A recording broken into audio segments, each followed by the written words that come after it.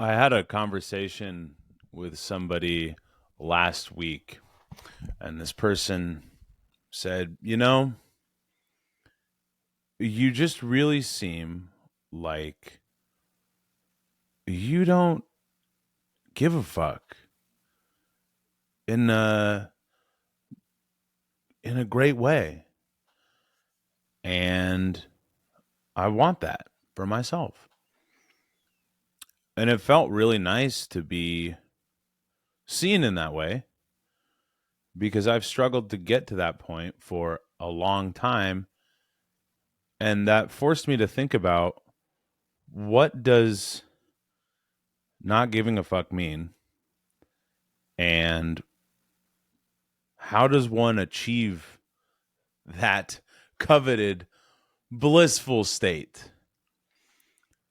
So I think that when I look back at my life and the things that made that possible for me, at least that I would draw attribution to or from, there's three things.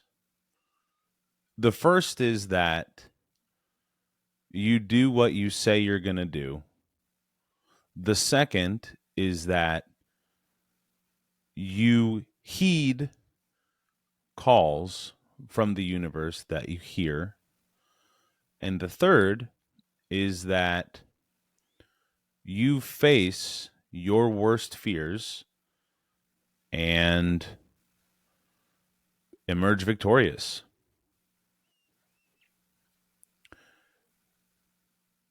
That state, I'm trying to use less curse words. I think I've already used two. Maybe I said it three times. I used one three times. Anyway, that state, NGAF, is in our vernacular or rather, NGAF in our vernacular means that a person is able to stand on their own. This person has certainty in themselves. If you want to feel confident, if you want to command a room, if you want to be able to assert yourself, if you want to discover your own voice, all of these things are a continual process. You can't just wait, and I know because I've tried. You can't just wait and sit around and prepare and some perfect phrase or message or meaning or purpose is going to drop into your head and then you'll just go. You have to get out there and start trying to discover it, start trying to craft it, start trying to find it. Even as I think about that, what I picture is like, somebody slashing, hacking through thick weeds, a thick cornfield or whatever. You got to get in the thick of it. You got to get your hands dirty. A more philosophical way of saying this would be that the path is illuminated as you walk it.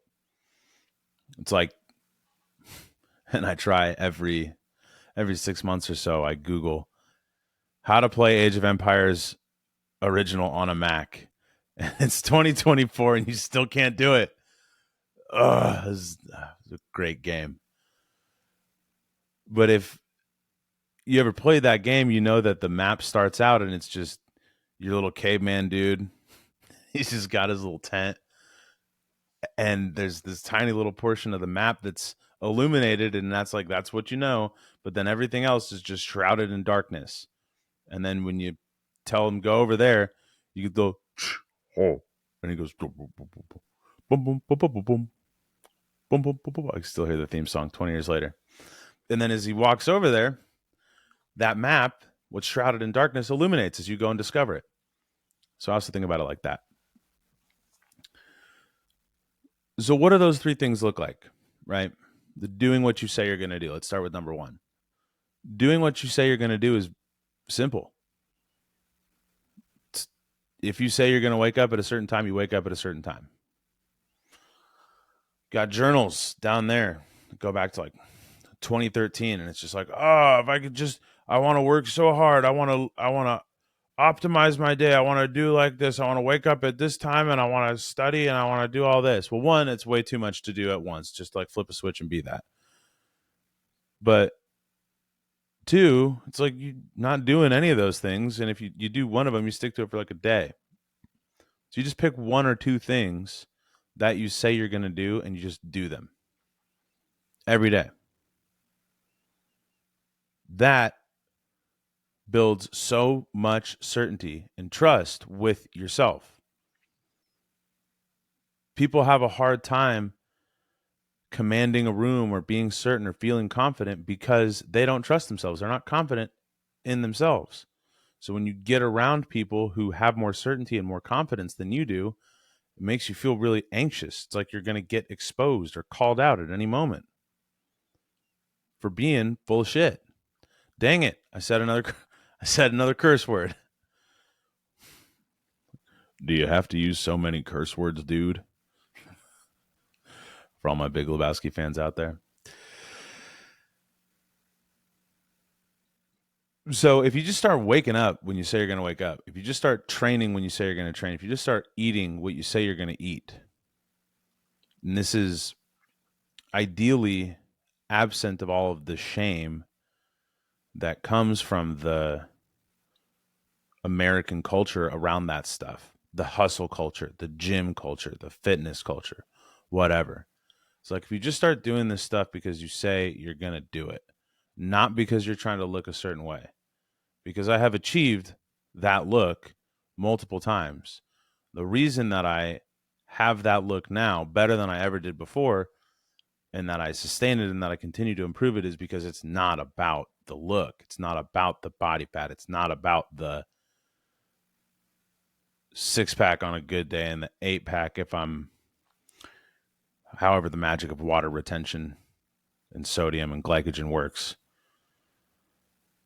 8-pack on one of those days. It's not about that. That's a bonus. It's about, hey, I say I'm going to do this, so I do it, and I don't expect a finish line. I don't expect an instant result. It just makes me feel good to do what I say I'm going to do. And that's it. You just keep on doing it. And then you get the results. I'm deeply obsessed with Miyamoto Musashi, who's one of his most famous quotes is, to know one thing is to know 10,000 things. And I can't tell if I know one thing or if I know like two things: how to get in shape and how to learn music, like hard contemporary classical music, hard old classical music, hard musical theater scores. It's the exact same thing. You just do it until you can't, not until you get it right, until you can't get it wrong. And that's professional standard. And you get really curious about yourself in this process and about what you're learning and how you connect these dots together. And then you take a spirit of joy and of fun to this process so that you don't go crazy and so that you don't burn out. And you do whatever you can to enter and then stay in a state of play throughout, because you will be more creative and you will connect more dots and you will have a better end result. It's more sustainable. And by knowing those one or two things, because I see them very similarly, I know a bunch of other things.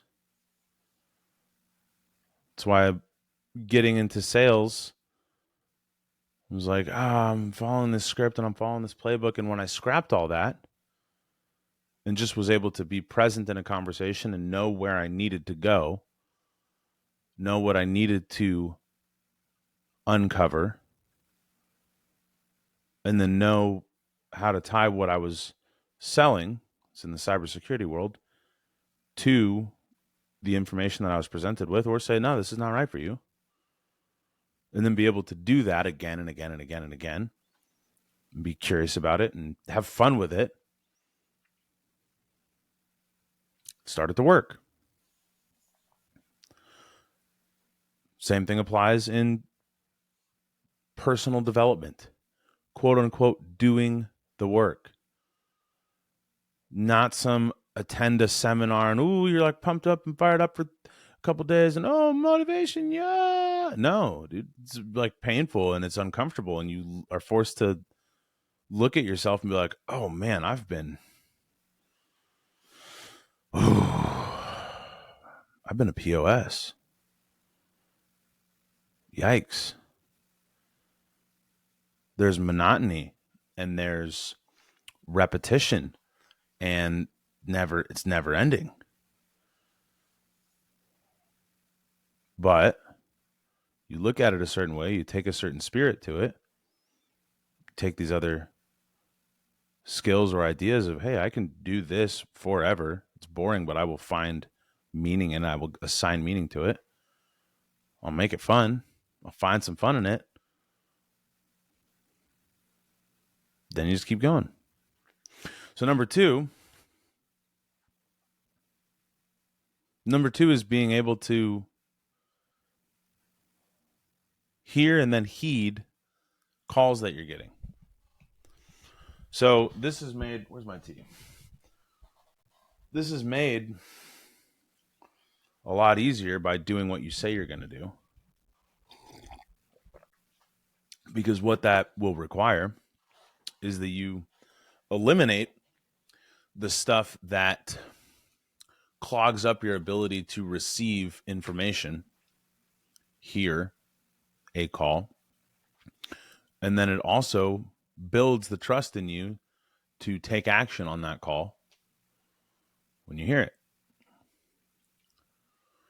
Some of what this looked like for me was a long time ago, 2011. I had been waffling in between these two worlds, these two very niche worlds that in hindsight are very closely related, but when you're in the thick of it, they could not have been more different. And choosing between one of them seemed, because it was all I knew, like a Sophie's Choice. Almost. I'm like so not even close to a Sophie's Choice, because it's like, hey, which version of dress up and singing on stage do you want to play? But not like which one of your children do you want to send to die? But it seemed so huge at the time. And it's like, do you want to go be an opera singer or do you want to keep on studying musical theater? And I've been getting so many signs, like in hindsight, like even more signs than I realized. I was like, dude, you should just go study this thing. Like, go focus on this thing for right now. Doesn't mean that you can't do this other thing or that you even have to give up this other thing in the short term. It literally just means this is the degree that you're getting. Dumb. But, that's 20-year-old, maybe not all 20-year-olds, 20-year-old Michael, scarcity and fear and pig-headedness and entitlement thinking for you. And I was reading this book, Demian by Hermann Hesse. This was the first of the Hermann Hesse novels that I read. I think it was that summer that I got into Bukowski, the Bernstein books, Joy of Music. I think that summer was also Philip Roth, and then Hermann Hesse. And over the next 10 or so years, I read most of the Hermann Hesse fiction, most of the Hermann Hesse novels. Love them all. Each of them had a profound impact on me. My favorite is The Glass Bead Game. Love that book. But in Hermann Hesse, or rather Hesse says in Demian something along the lines of, one of the hardest things for a person to do is to accept their destiny and start to walk down that path. But once they do, tons of doors open up for them, tons of resistance is removed. And that became true for me as soon as I heeded that call. More recently, another instance of this is moving to New York City. Showed up for me in a couple of ways, but most notably in a journaling process that I followed daily. It was like, hey, you should move to New York City because X, Y, and Z. I was like, oh. But at this point, because I had been so trained in doing what I say I'm going to do, had ingrained that so strongly, and had such prior evidence of, hey, when you hear a call and you heed it, it works. Doesn't mean that there was less fear. It just means that I had more courage and more certainty to go ahead and follow through. So I did it, and I get signs every single day that this was the right move. A million signs for a million reasons, the right move. A lot of resistance, gone. The third thing that helps you to achieve that helped me to achieve this blissful state of Western nirvana, NGAF, is by facing your worst fears and acknowledging that you are not down, you are neither down nor out, and that you're really still in the fight. And you have a fighting chance for real. My two worst fears was my dad dying when I was 16 and then finding out that my wife was having an affair. Just completely, I don't know, it's hard to overstate the fear that I had around both of those things, both like the topical fear of like each one of these instances happening, but then there's like the deeper fear of like, I am discardable, or I'm unsafe, or whatever that would be. Facing your worst fears and having them come to life, and realizing that you are not just surviving but thriving, at least relatively. I don't know, I feel like I'm thriving the best I ever have been. Makes you be like, what? Like, what is anybody going to tell me? Not that I don't continuously seek out guidance and mentorship and look for models and continue trying to learn, but it's like, okay, you think what I post online is cringe. Like, I don't care, dude. Like, what are you going to tell me? I don't care. This happened, and then like, and I got laid off. Like, I've gotten laid off. I've been rejected so many times professionally. Like, that's part of the nature of the game of being on stage, but then it's also the nature of the game of cold calling and the nature of the game of working in tech sales. Is like, dude, like, what? Even all that considered, like, my life is still amazing. You know, thank God. Like, I have all my limbs and I have all my faculties, and I'm so blessed to have all of the amazing people and experiences and opportunities and gifts and everything. But it's like, come on. I don't care if you don't like me, because I like me. And that's new for me, because it's relatively new for me in my 33 years to have started doing what I say I'm going to do, and then really leaning into my ability to hear and to heed, and then feeling comfortable in those pockets of uncertainty. I'm like, I don't know if this is going to work out. Let's find out. I like that, because to me, that's like, oh, we're getting closer to truth. We're getting closer to the good stuff. Like, I want adventure. I want adventure. I want risk. I want adrenaline. I love a jet ski. But making a meaningful step towards a moment of truth, that's like, even as every time I talk about it, I'm like, because it's been so fascinating to me lately, now that I've been able to articulate this, I'm like, oh, it kind of gives me a little tingle in my stomach. I'm like, oh. And then when you get there and you release that tension, it's like,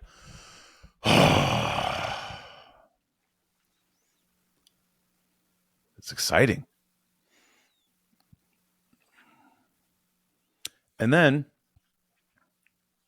when you quit living in the gap and you quit looking at, oh, my life has been hard because this, and this, and you say, no, dude, look what I overcame. Look what I've been through and what I've overcome.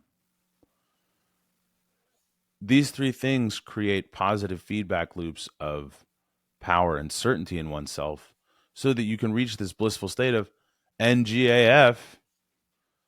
You're like, dude, all right, let's do it. I forgot about one. I whipped my penis out on stage while singing, full frontal. Just true, like, what is left? I have nothing to hide from myself to the world. And I'm okay. And I love, as best as I know how to, all of it. That is how you reach the blissful state of nirvana in the Western world, known as NGAF. NGAF, absent of bitterness and entitlement. Contentment with oneself. Peace. Anyway, if you want some help reaching this blissful state faster than you may otherwise, I needed a lot of help to reach it and to get through all this stuff, to be held accountable. There's no amount of positive reinforcement that is too much, no amount of learning, no amount of accountability, no amount of models that are too much. Hit me up at Michael Hewitt23 on all the social media platforms, or michaelhewitt.com. All right, y'all. Love y'all. Later.